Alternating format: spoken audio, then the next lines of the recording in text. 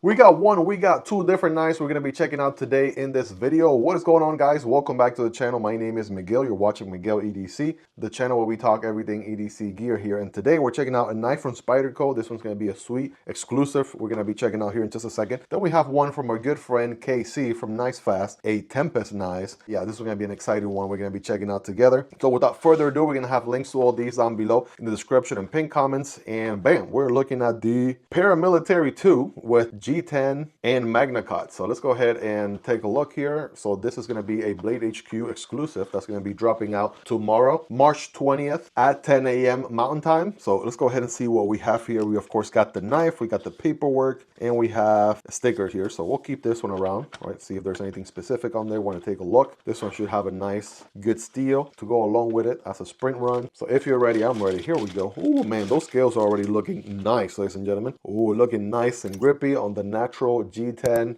What do we have here? Oh baby, come on now. Are these diamond pattern style milling on the G10? That's looking good. I want to make sure the camera can do it justice. And I wonder if these are going to be the glow in the dark kind. We'll check that out in just a moment. But yeah, definitely a very grippy diagonal pattern G10 here going on. So I'm digging that. Something different, something unique. Something we're going to have to do in a second here is definitely switch that pocket clip, make a tip-up carry. Because they come tip-down carry for some reason, like Spyderco. It's 2026, you know. Catch the hint at some point. I'm sure whatever manufacturing you use to make them tip down, right? Just make them out of the box, tip up. I don't know. But yeah, easy fix there. Let's go ahead and get this bad boy deploy. If you're ready, I'm ready. Bam, there it is, ladies and gentlemen, and we're looking at a very shiny MagnaCut steel. Holy smokes, guys. Yes, sign me up for the good old MagnaCut steel, one of my favorite steels these days. Absolutely loving it here with the tall flat grind. Got the iconic PM2 look, and that satin finish is actually looking pretty rad, man. That is nice. Made in good old US of A, Golden, Colorado, in case, you know, Martians, aliens from outer space come in to Earth at some point.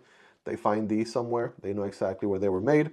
A design collaboration with Eric Glesser and Sal Glesser, father and son. In case you didn't know, that's a cool fact right there. And rocking the compression lock, just kidding, compression lock from Spyderco. So let's go ahead and check it out. Of course, there are no ball bearings on these Spydercos. They are washers only. But right off the bat, action is pretty sweet. Oh yeah, that is nice. We can thumb deploy here. We can Spidey flick all day. I mean, if you are into knives and you don't know about Spydercos by now, come on now. What are you doing? If you're new, just know Spyderco is one of the most popular USA-made brands out there. They do make some knives outside of the US, Taiwan, China, I believe. But yeah, these are absolutely made in good old US of A. And one thing I know about Spydercos, man, is they come with the sharpest, one of the sharpest edges, factory edges I've ever seen on any other knives that I typically check out here on the channel. So that's for sure. We got handle here for days. It is a medium to large knife, not borderline extra large. There's a knife for that. I'm talking about the Military 2, which we also have an exclusive one from Blade HQ as well, to do a size comparison in just a moment. But yeah, it's got the classic amazing ergos you know and love from a good old Spidey. Got that very pokey tip that actually gets very thin, a very fine tip you want to be careful with. You don't want to do any prying or anything like that with a tip of that kind. Again, it's on washers, not on ball bearings, so there's some good longevity there as far as not having to worry about cleaning the pivot as much as you would a ball bearing knife. And the action is still pretty good for it being on washers and all. I mean, this is out of the box action. Still hasn't broken in. So once it does, it's going to be sweet. We got those recessed internal liners that are nice and milled for weight reduction. And it absolutely feels like a very, very lightweight knife. Before we do a size comparison, I'm going to do a quick time lapse because this is getting on my nerves a little bit. So let's go ahead and get this pocket clip reversed and then we'll pick up from there.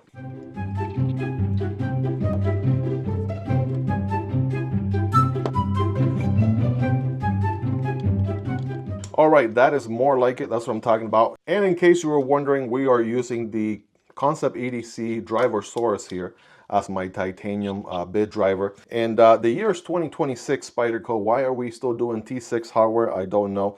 Good news is you can do basically all the way around, right, both sides, tip up and tip down carry with these models. I believe most iconic knives like the PM2, Para 3, all of those are gonna have full 360 pocket clip, reversible and all that. This is the standard clip. It's actually blacked out on this one. We got the blacked out hardware, which is nice. You can often go for an aftermarket like LynchNW or other aftermarket clips if you want to go more the deep carry route. So I'll have a link for this one down below if you guys want to check it out as well. But yeah, this absolutely feels much better now for sure. Let's go ahead and do a quick size comparison to see what we're dealing with. All right, I'm going to put it here next to my S45 VN Black G10 standard model I've had for quite some time. I want to say shine-wise, they both are pretty much about the same shine, which is interesting. It is definitely a different finish, like on this S45 VN Para 3. This one's more of a more tame, not a shiny finish. And then we have the Mac Daddy of them all. Here's the Military 2. Also a Blade HQ exclusive. This one has CTS 240p steel. Check it out. I mean, you can see the whole family picture here. Got Papa Bear, Mama Bear, and Baby Bear. Yeah, it's just gonna give you a huge, insane spectrum of all the militaries out there. Military 2, Paramilitary 2, and Para 3.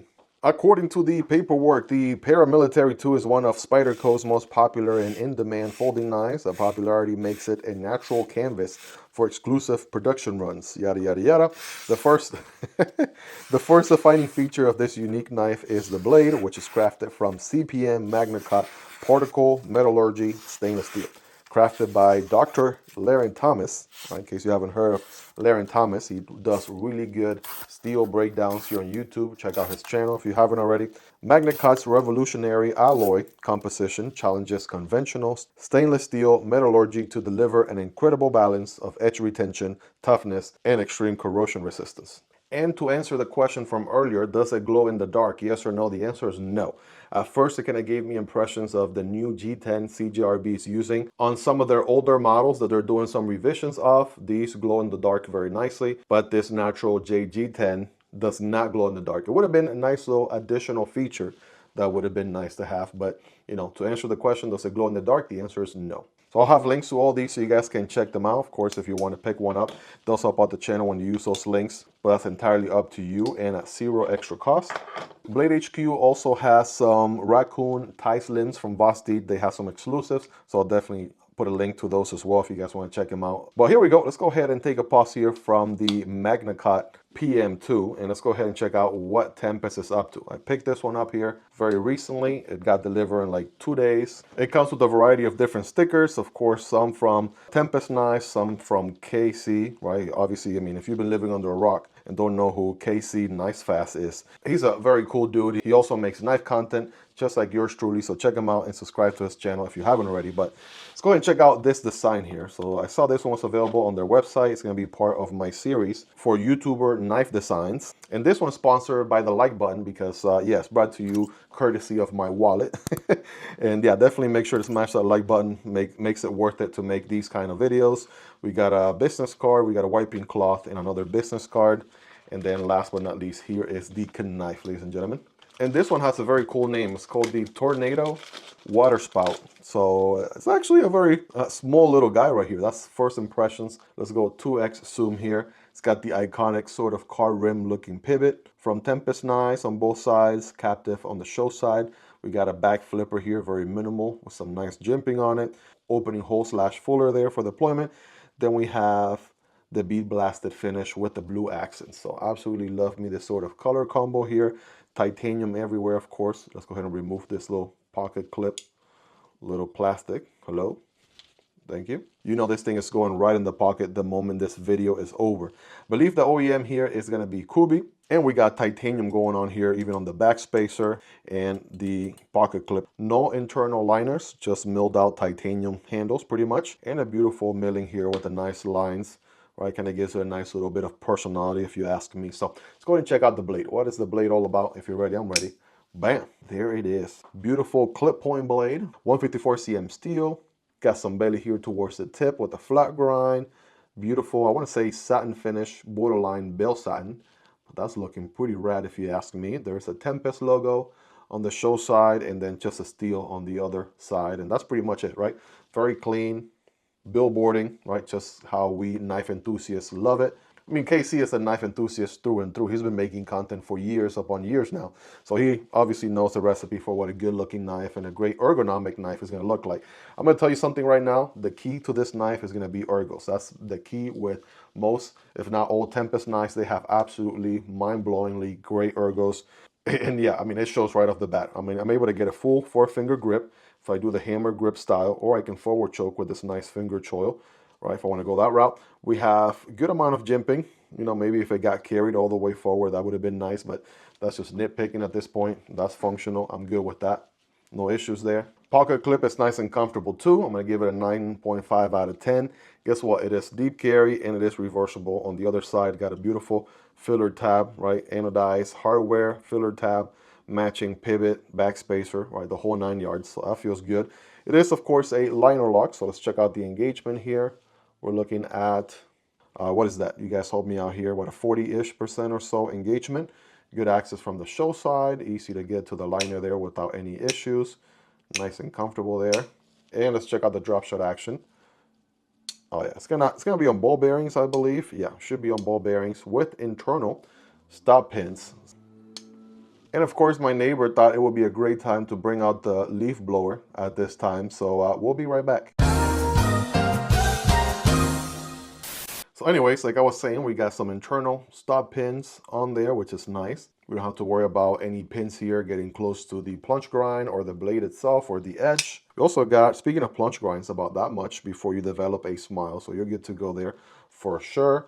We got multiple deployment options, or we got the opening hole right there, like we said earlier. I'm going to try further down here, closer to using the fuller.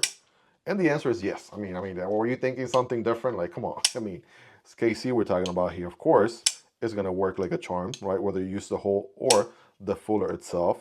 Thumb deployment, that is nice. Yep, that absolutely works. And we got the back flipper. Again, very minimal, but bam, it gets the work done. We're going to light switch it. Let's see if we can push button it.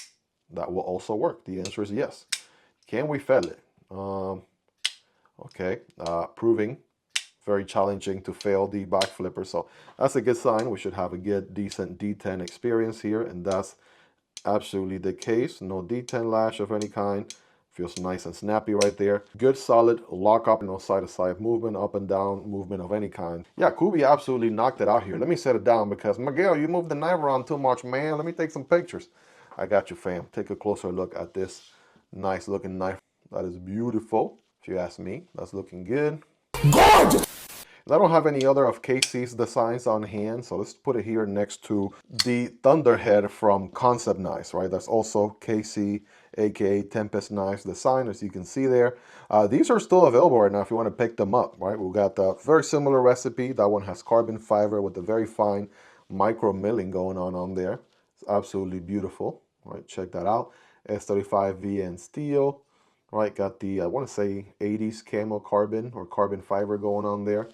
Beautiful satin finish on the blade with the very utilitarian geometry through and through, right? Beautiful swedge. And yeah, this one, I want to say, is a little bit of underrated knife design. I don't think it has received the credit it deserves, but I absolutely love it. And again, this one absolutely accommodates the bigger hand folks out there. If you think the Tornado Waterspout is too small for you, I mean, listen, I got a KC knife design for you that's absolutely going to check the box for my bare paw people out there. But another one that's a little bit closer here to the Waterspout is going to be the Divo Saloon. And we just recently checked this one out here in the channel. Right, it's very similar. This one is 7 inches, which means this guy, the Waterspout, is going to be a little bit smaller, right? What are we at? 6.5 inches, okay? We have under 3 inches on the blade with a cutting path of around 2.5 and a handle of around 3.75. So if you have local laws that prevent you from carrying a smaller knife or what have you, absolutely, right? Check out the Waterspout there. It's a smaller design. If you don't have to carry a bulky large knife, then this might just get the work done for you. The Tornado Waterspout is available right now if you want to pick it up. I'm not affiliated with Tempest knives, but KC is a brother from another mother, so definitely be supporting him and his business. You can use, I believe, code NICEFAST and it will get you, I think, 10% off. Code NICEFAST will get you 10% off.